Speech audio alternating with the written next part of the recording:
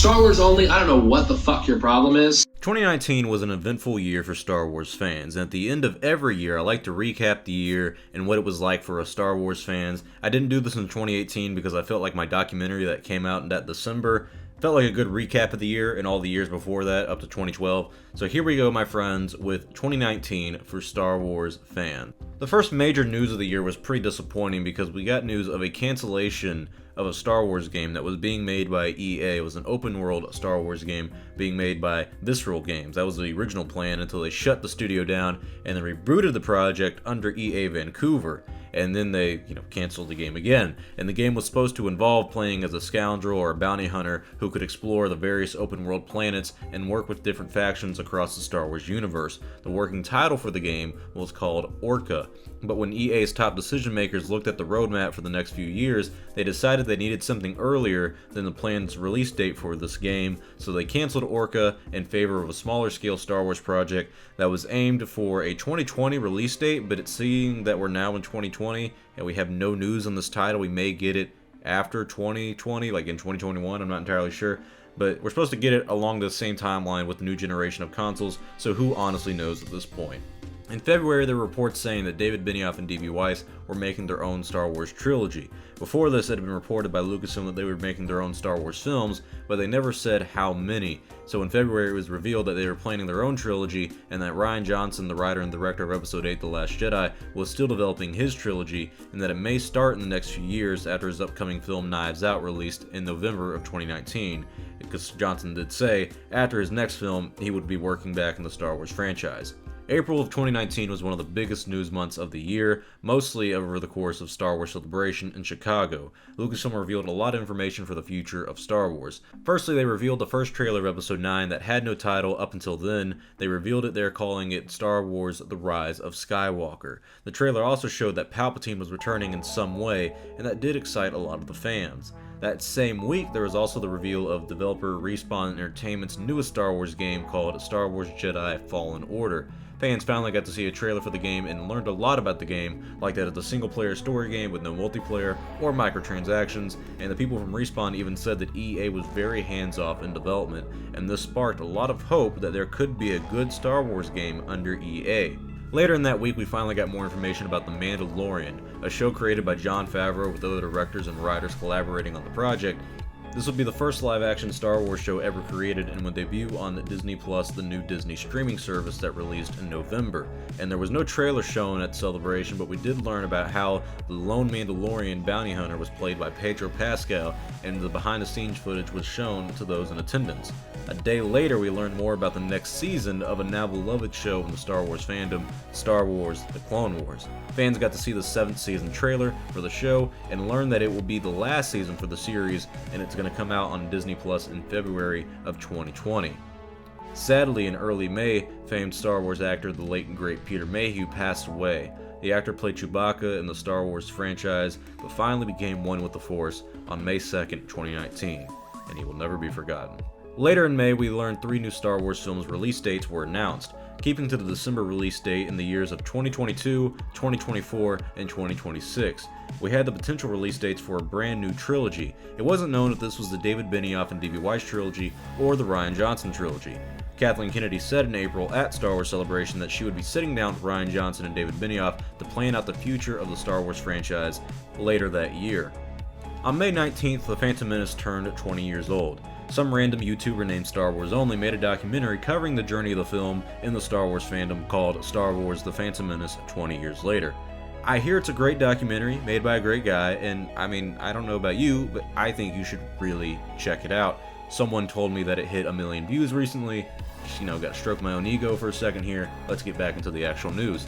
In June, it was announced that there was a new Star Wars game coming out in 2020, but this one would not be coming from EA. Star Wars is returning to the LEGO Games universe with a Star Wars LEGO The Skywalker Saga. The LEGO games have been a long-beloved part of the Star Wars fandom, and I think everyone's pretty excited to see what they can do with the entire Star Wars saga and how it will be different compared to the originals that came out in the early 2000s. In August, Galaxy's Edge opened, which is a Star Wars theme park at the Disney resorts in both Anaheim and Orlando. The parks are based around the new sequel trilogy era of Star Wars, and for the first few weeks it had some controversy about what you can really do there, since there's only a few rides to go on. But now that Rise of Resistance is a new ride that opened up, a lot of the negative cloud that surrounded the parks has died out, and it seems that most people who go there really enjoy their experience. In late August at Disney's D23, Kathleen Kennedy, the president of Lucasfilm, took the stage to reveal that Ewan McGregor would be reprising his role as Obi-Wan Kenobi in a brand new live-action show on Disney+. The release date hasn't been revealed, but we do know it would go into production this year, likely being released in 2021. Deborah Chow was also handpicked to helm the series as the director, and she's done 2 of the episodes on The Mandalorian, which is the new show that came out on Disney+, and it's gotten a positive reaction. The new shows, of course, excite a lot of fans, considering we've been asking for this for many years, and now that after all the rumors and conspiracies that were going around about the Obi-Wan Kenobi movie, we finally have some confirmation that it's going to be a show coming on Disney+. Then in September, a Hollywood Reporter revealed that Marvel's Kevin Feige would be joining the Star Wars universe in the near future to produce a Star Wars film alongside Kathleen Kennedy and others at Lucasfilm. No details on what the movie will be, other than he's a co-producer, has been revealed, but a lot of Marvel fans were happy to hear this news, and so were Star Wars fans, as it seems like a breath of fresh air for the franchise. In late October of 2019, the writers of the Game of Thrones show, David Benioff and D.B. Weiss, announced that they were no longer working on their Star Wars films in order to focus all attention on their Netflix deal.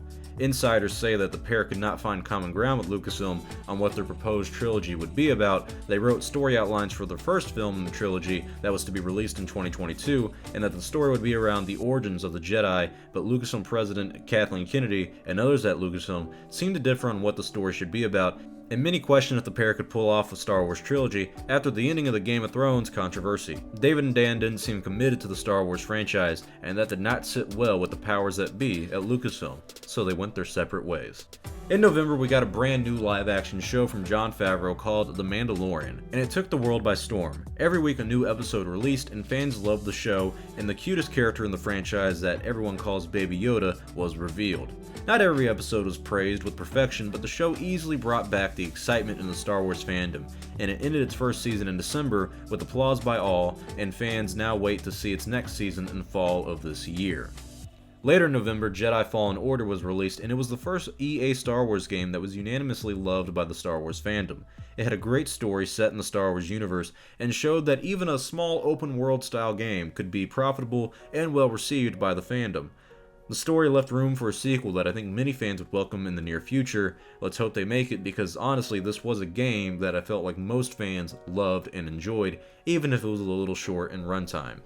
In December, with the conclusion of The Mandalorian Season 1, also came the conclusion to the Skywalker saga with Star Wars Episode 9, The Rise of Skywalker. Like many Star Wars films before it, the reception has been pretty mixed. Many fans praise it as a conclusion to the saga and say it's a good follow-up to the film The Last Jedi given the circumstances, and others say it's a slap in the face to the Rian Johnson film and kind of disdain the film because of it. It'll likely take a few months to a few years for fans to really decide how they feel about it once the initial hype goes away, as per usual for Star Wars. But it can be noted that the hype leading into this film was not the same as the hype leading into the previous 2 installments in the trilogy. It was concluding the Skywalker saga, but the hype that went into The Force Awakens, the hype that went into The Last Jedi, simply wasn't there for The Rise of Skywalker, unfortunately. It didn't feel like a culture event, it just felt like another Star Wars film, which is unfortunate, and it's unfortunate that it has mixed reactions. I'm a little biased because I didn't like the film, but I'm confident we'll find out how Star Wars fans really feel about it as the years go on. With that said though, the year 2019 has come to an end, my friends, and I have to say, it was a pretty good year all things considered. I think for any Star Wars fan, there was something for you to enjoy, whether it's some of the books or the comic books that came out this year that I know I didn't cover because there's so many different versions that come out, but there was also the video game, Jedi Fallen Order, there was the new show, The Mandalorian, that I think basically everyone loved, and then there was the new movie, Rise of Skywalker, which, like I said, it's got mixed reactions to it, but I mean, if you like it, that's great. If you don't, I mean, that's unfortunate, but now we're done with the sequel trilogy. Now we're kind of done with the predictable aspects of Star Wars. We're in a new year. We're in a new decade now. The 2020 decade. The 20s, if you will. And we're going to be seeing a lot more Star Wars content that's going to be a lot different than what we got between 7 and 9 because it's not going to be about the Skywalker saga anymore. That part of our story is ended.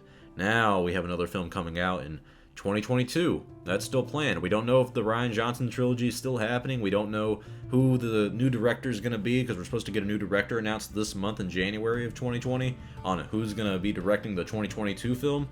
A lot of possibilities in the Star Wars universe has opened up for Star Wars fans, and I think looking back at 2019, we can say it was a lot better than 2018. I mean, that was a pretty bad and pretty dry year. I had a great 2019 as a Star Wars fan. It was great for my channel, and I just gotta say thank you if you've been a subscriber of the channel, you've been a viewer, you've been in the comment section, being an active part of the Star Wars community, and a Star Wars only fan, if you will, and really want to say thank you to everyone who subscribed and watched the channel, because I do appreciate it, and the channel grew a lot. We're now at a point where I can do this as a job, and that makes me happy because this is what I'm passionate about, and this is what I enjoy doing. But with that said, we're in a new year, we're in a new decade, Star Wars is here to stay, and we may be having a little bit of a hiatus in the Star Wars universe, at least in terms of movies, but when it comes to the shows, we're getting the Clone Wars show pretty soon. I mean, February is not far away. I mean, a month goes by really quick, and then you're going to get The Mandalorian Season 2 later this year, and the new Star Wars game, the Skywalker Saga, the Lego version. That's just more content for us Star Wars fans to enjoy. Then in 2021, we're probably going to get the Cassian Andor show and the Obi-Wan Kenobi show. A lot of possibilities in the Star Wars universe have been opened up, thankfully, and I think Lucasfilm is doing the right thing by trying to plan out the future of Star Wars while we're taking this 3-year hiatus for the films.